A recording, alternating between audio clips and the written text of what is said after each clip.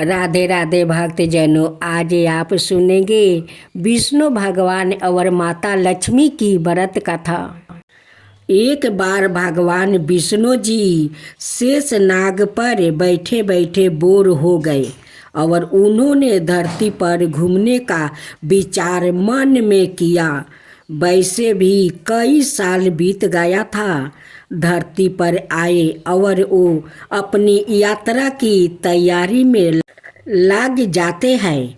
स्वामी को तैयार होते देखकर लक्ष्मी माँ ने पूछा, आज सुबह सुबह कहाँ जाने की तैयारी हो रही है? विष्णु जी ने कहा, हे लक्ष्मी, मैं धरती लोक पर घूमने जा रहा हूँ। तुम कुछ सोच कर रही हो? लक्ष्मी माँ ने कहा, हे देव, क्या मैं भी आपके साथ चल सकती हूँ? भगवान विष्णु ने 2 पल सोचा, फिर कहा, एक शर्त पर तुम मेरे साथ चल सकती हो। तुम धरती पर पहुंचकर उत्तर दिशा की ओर बिल्कुल मत देखना। इसके साथ ही माता लक्ष्मी ने हाँ कह के अपनी बात मनवा ली और सुबह सुबह माँ लक्ष्मी और भगवान विष्णु धरती पर पहुंच गया। तभी सूर्य देवता निकल रहे थे। रात बरसात होकर हटी थी। चारों ओर हरियाली हरियाली थी।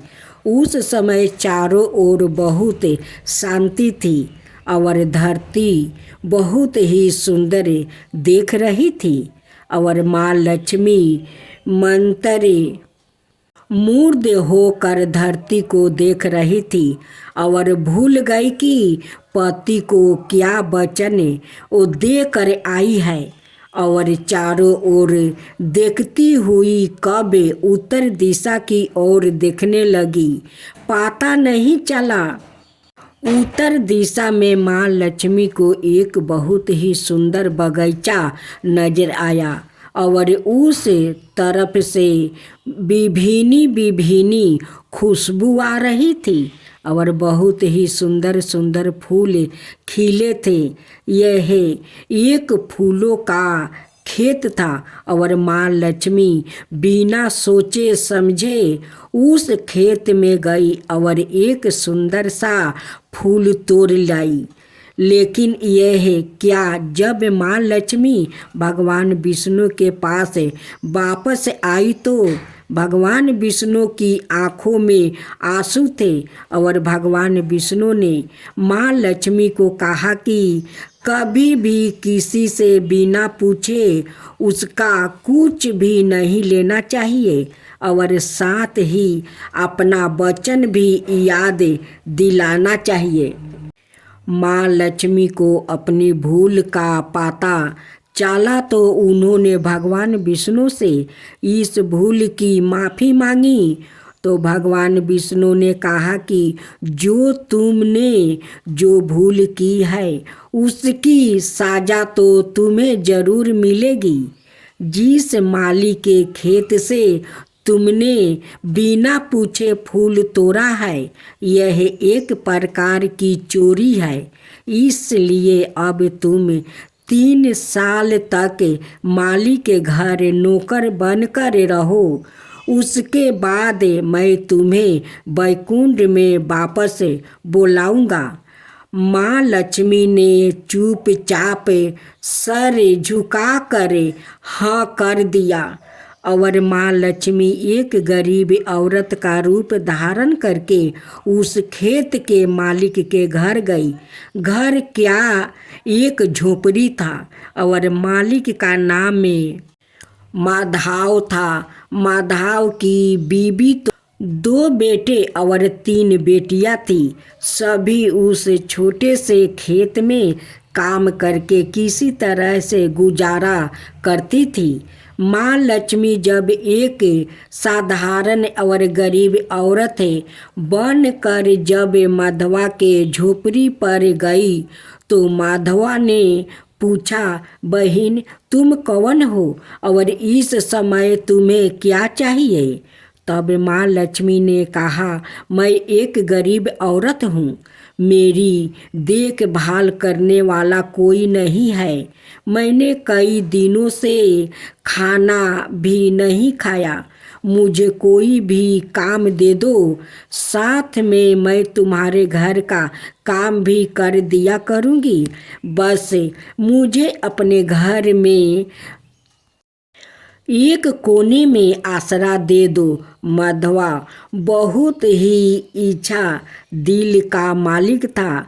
उसे दया आ गई, लेकिन उसने कहा, बहन मैं तो बहुत ही गरीब हूँ।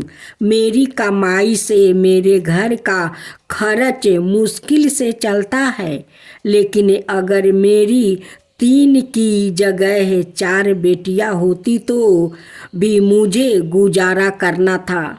अगर तुम मेरी बेटी बनकर जैसा रूखा सूखा हम खाते हैं उसमें खुश रह सकती हो तो बेटी अंदर आ जाओ। माधवा ने माँ लक्ष्मी को अपने झोपड़ी में शरण दे दिया और माँ लक्ष्मी 3 साल उस माधवा के घर पर नौकरानी बनकर रही। जिस दिन माँ लक्ष्मी माधवा के घर आई थी, उससे दूसरे दिन ही माधवा को इतनी आमदनी हुई फलों से कि शाम को एक गाय खरीद ली। फिर धीरे धीरे माधवा ने काफ़ी ज़मीन खरीद ली और सबने अच्छे अच्छे कपड़े भी पहनने लगा। और फिर एक बार पक्का घर भी बनवा लिया। बेटियों और बीबी ने गहने भी बनवा लिया और अब मकान भी बहुत बड़ा बनवा लिया था। माधवा हमेशा सोचता था कि मुझे यह सब इस महिला के आने के बाद मिला है। इसे बेटी के रूप में मेरी किस्मत आ गई है। मेरी और अब 2 साल बीत गया था, लेकिन माँ लक्ष्मी अब भी घर में और खेत में काम करती थी। एक दिन माधवा जब अपने खेतों से काम खत्म करके घर आया तो उसने अपने घर के सामने द्वार पर एक देवी सावारूप गहनों से लदी एक औरत को देखा। जब ध्यान से देखकर पहचान गया, अरे यह तो मेरी मुँह बोली चौथी बेटी यानी वही औरत है। और पहचान गया कि यह तो माँ लक्ष्मी है। अब तक माधवा का पूरा परिवार बाहर आ गया था और सब हैरान होकर माँ लक्ष्मी को देख रहे थे। माधवा बोला, हे माँ, हमें माफ़ करो, हमने आपसे अनजाने में ही घर और खेत में काम करवाया है। माँ, यह कैसा अपराध हो गया। हे माँ, हम सबको माफ़ कर दो। अब माँ लक्ष्मी मुस्कुराई और बोली, हे माधवा, तुम बहुत ही अच्छे और दयालु व्यक्ति हो। तुमने मुझे अपनी बेटी की तरह से रखा है। आपने परिवार के सदस्य की तरह से, इसके बदले मैं तुम्हें वरदान देती हूँ कि तुम्हारे पास कभी भी खुशियाँ की और धन की कमी ना रहेगी। तुम्हें सारे सुख मिलेंगे जिसके तुम्हें अधिकार हो। और फिर माँ अपने स्वामी के द्वारे भेजे रथ में बैठकर बैकुंठ चली गई।